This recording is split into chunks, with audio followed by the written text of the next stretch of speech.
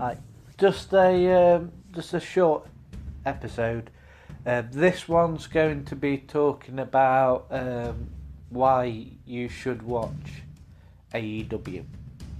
I don't usually sort of recommend shows or films and things like that, but if you were like me as a kid, loved what used to be WWF and now is WWE, growing up, and it had an impact on your life, and you just found it very entertaining, then AEW is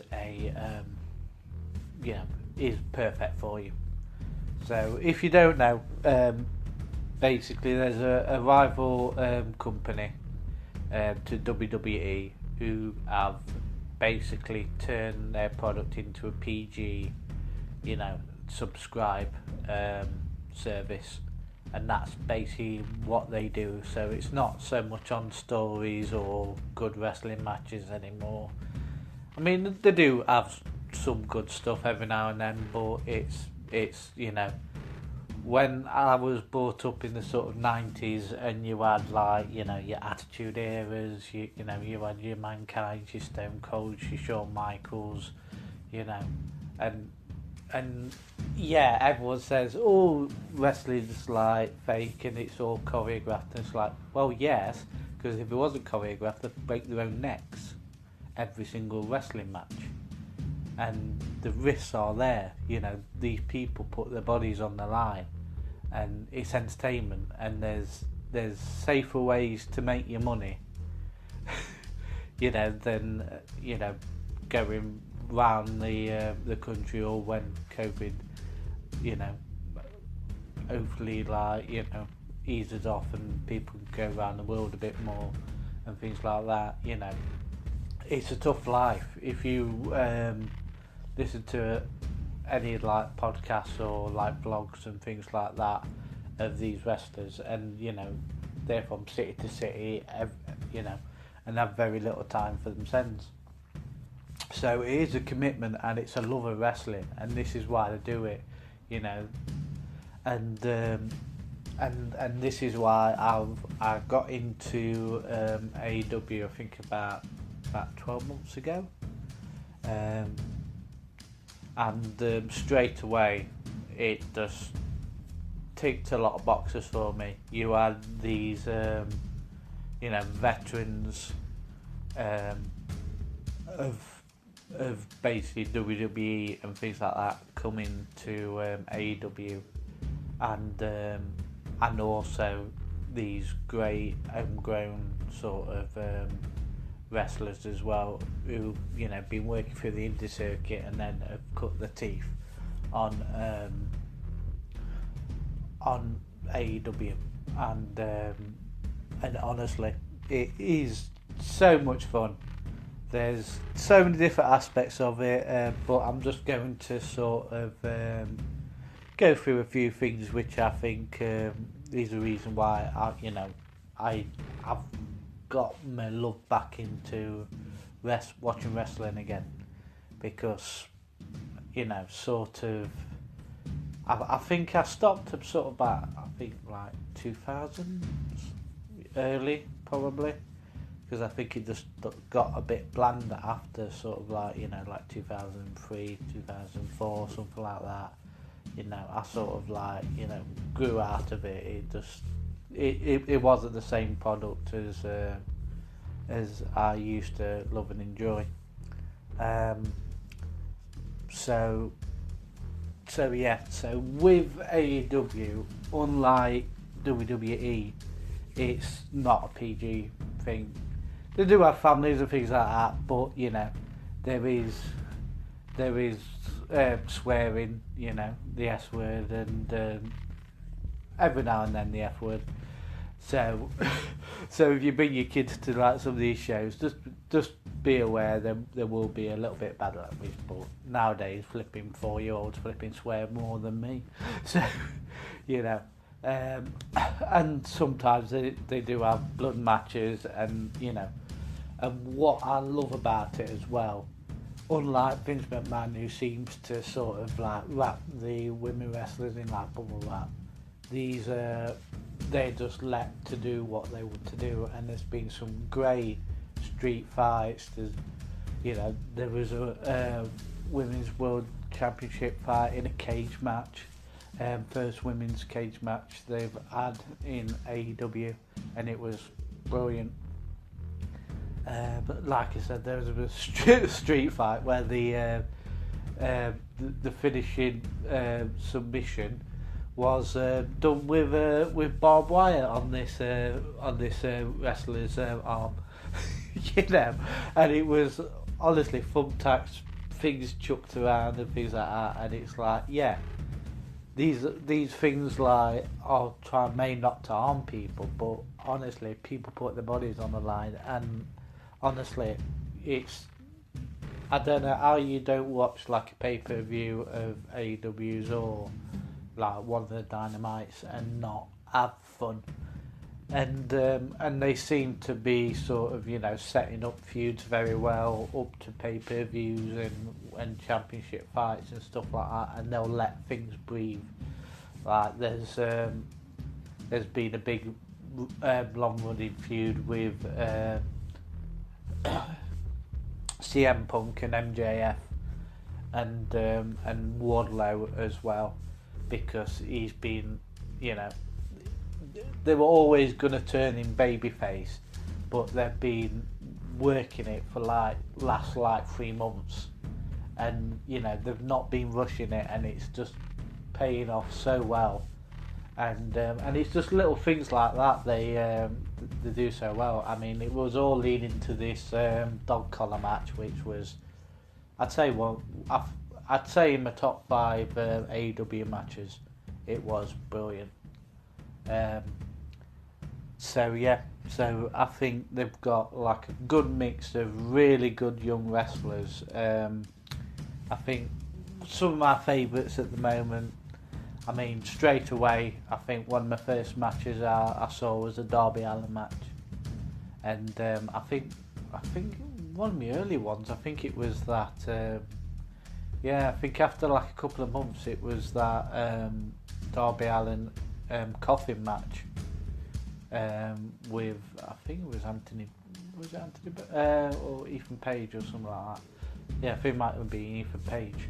And literally that was brilliant, and that was like, it felt like the old school sort of 90s wrestling, and it just got me pumped. And same thing, one thing I like different from the WWE is they only do 4 pay-per-views. They do specials and things like that, but it's part of the Dynamite shows and stuff like that. So things don't get convoluted, and they actually set up, matches properly. That's the only thing with WWE. I don't follow it, but I, check YouTube on like sort of catch-ups and sort of, reviews of them every now and then. And like they said, sometimes there's like some of their old sort of tempo pay-per-views, and they just don't develop matches or rivalries until like a couple of days earlier. And it's like, and that's the only problem when you have so many events. It's like it degrades the quality of them. So when there is a pay-per-view on AEW, it seems worth it, and like I said, I think prices are sort of fair as well, and to say this is, I think it's like its 3rd year or more, and like I said, it seems to go strength to strength. I mean, there is issues with it. I mean, I do think the main sort of things their roster is very, very big, and they've got very few recording time to show all the wrestlers, and some do get sort of ignored.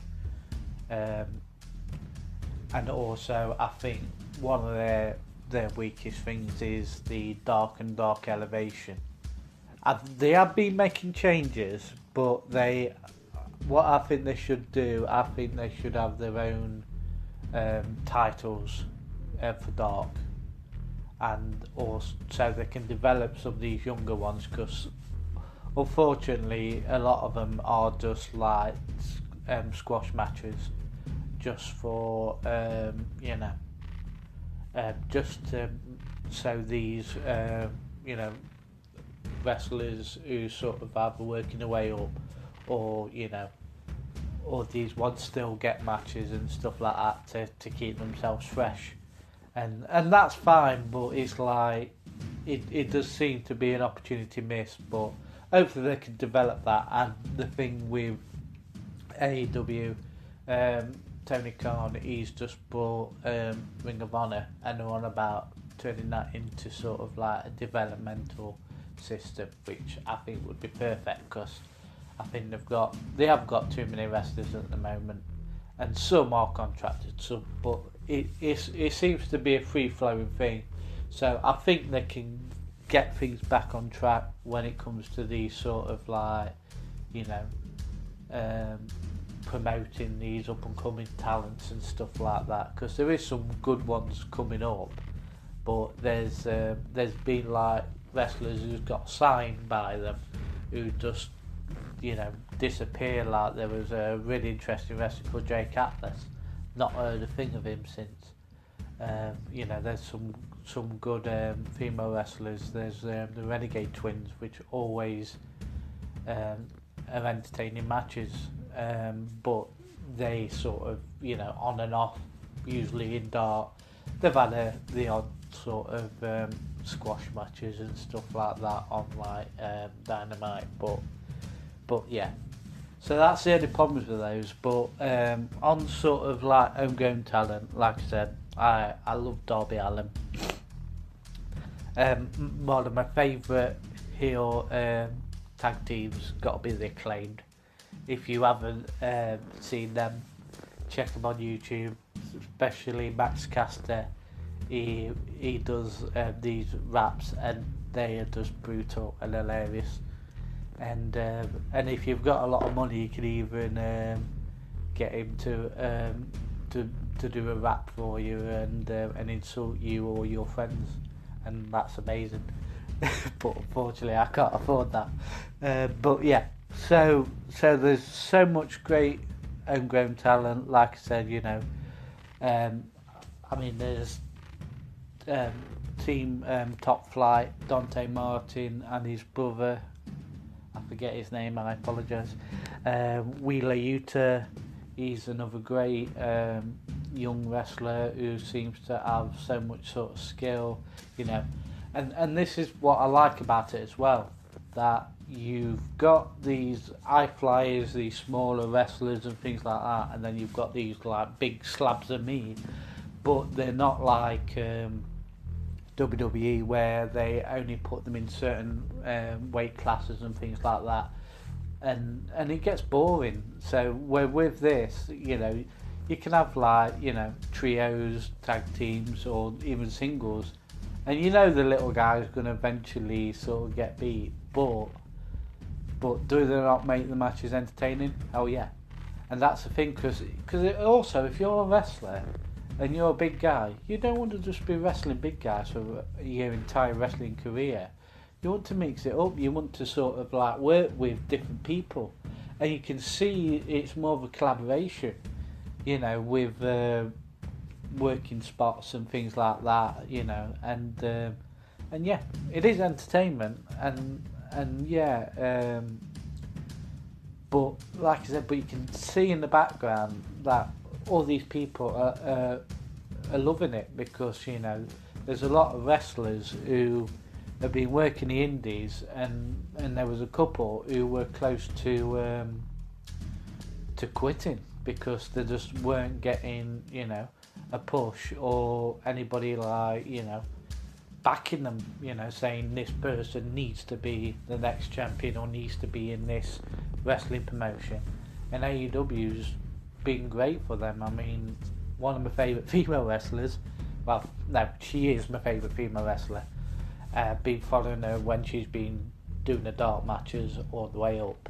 And Thunder Rosa, honestly, she's like gives no shit, sort of, takes no prisoners, and she's just like, got the attitude, got the fire, and honestly, and she's got some great wrestling moves, and she's just a great person all over. And like I said, and she was gonna give up. She was close to quitting because she had compared to some of the others, she's on this sort of older mark. I think she's in her early 30s, I think, and that's the thing, and she just wasn't getting the acclaim or the sort of acknowledgement of all these years of hard work and working her butt off and having to start her own promotion because nobody would give female wrestlers much of a go, and like I said, and now she's the women's world champion, and that's amazing, to somebody who just thought, why am I doing this? I mean, another one is Danhausen. He's only just recently come on to AEW, and he's not actually said anything yet on mic, but have I been enjoying every time he just pops up and curses people? Yeah. Is it stupid? Yeah. Is it funny as hell? Yes. And that's the thing, you have got these more sort of comedic sort of moments, and you need it, It's like, they're not like directing, the next Oscar baited movie or out like that, it's entertainment, and there's a reason why most of these, compared to like WWE, a lot of these arenas get sold out is because everyone wants to go because of the vibe, because of the excitement. I mean, there was just recently a Dynamite episode where there was basically it was an all and out brawl, sort of like a it's like a tornado, no holes barred sort of thing, and like I said, you had the Hardys, you had Darby Allin and Sting on one team, and it's like, that is, anybody who's grown up in like 90s, early 2000s wrestling, that's like a booking dream.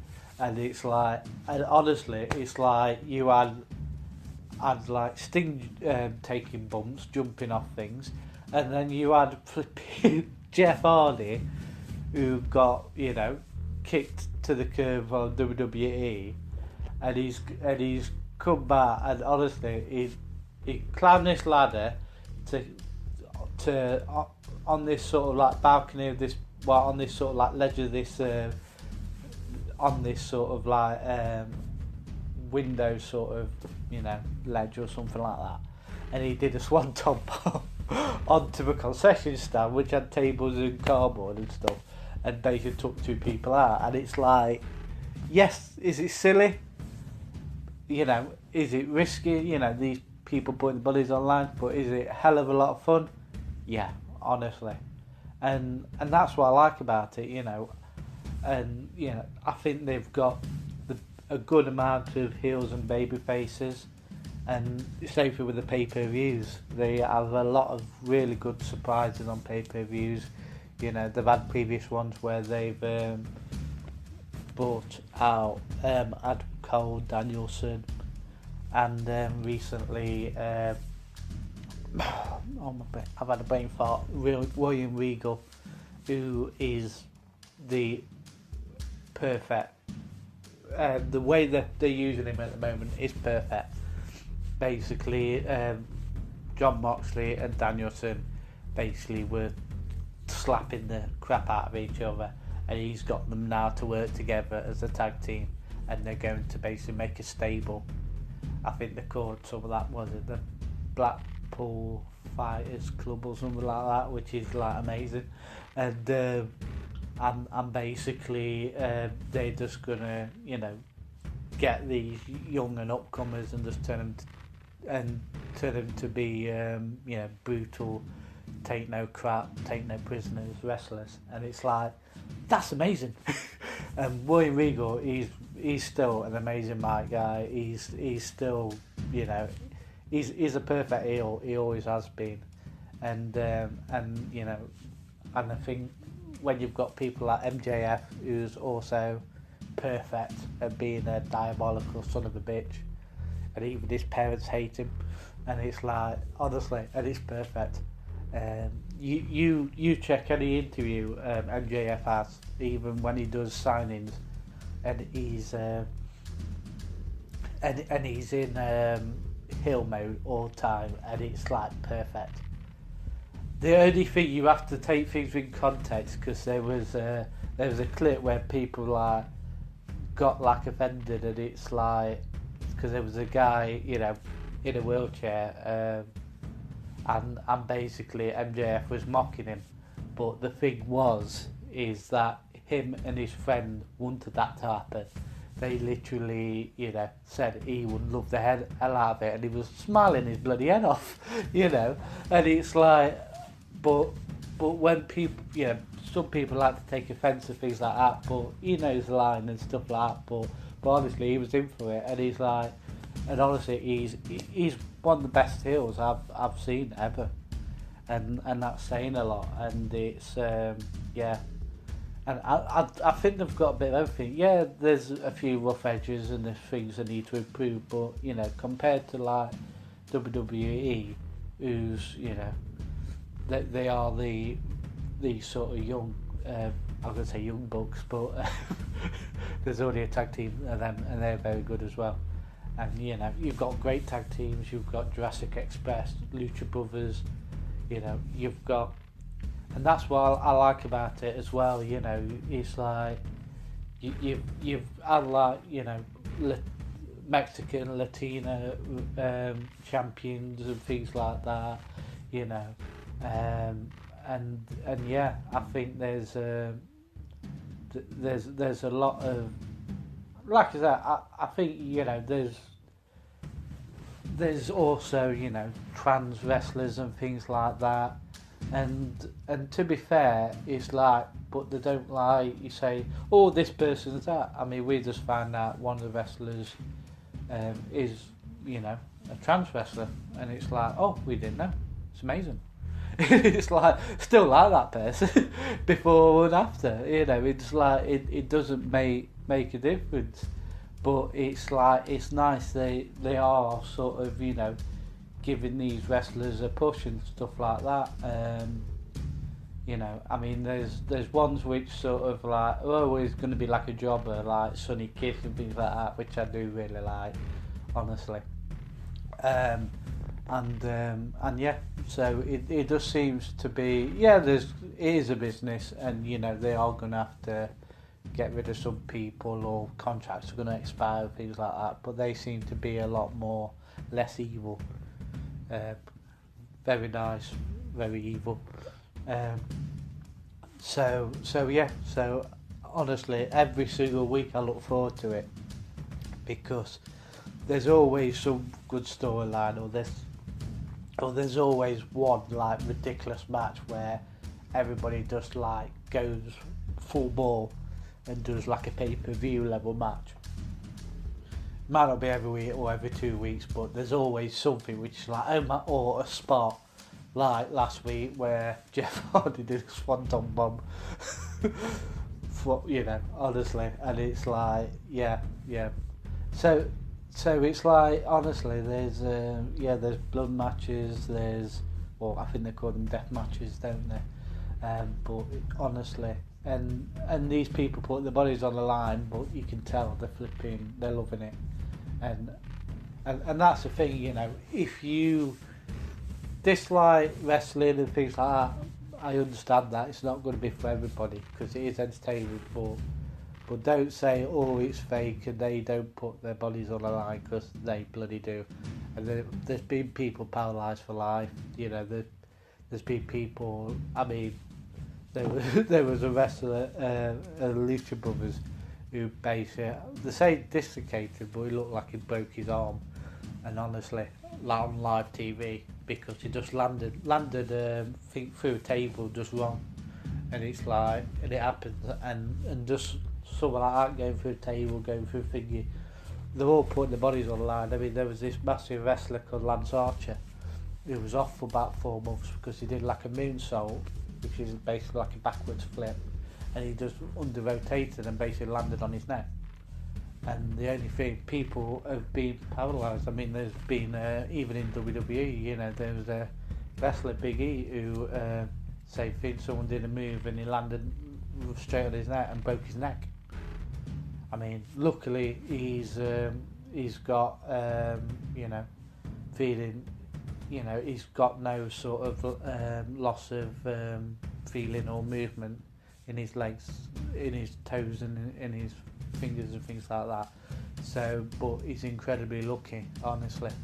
So it's like, if you understand the risks and the reason why they do it, like I said, you know, these people aren't getting paid like 100 million or stuff like that, like NFL is and things like that. They, you know, a lot of them never make it big, and they just basically, you know, go around the country for whatever job and whatever contract they can get.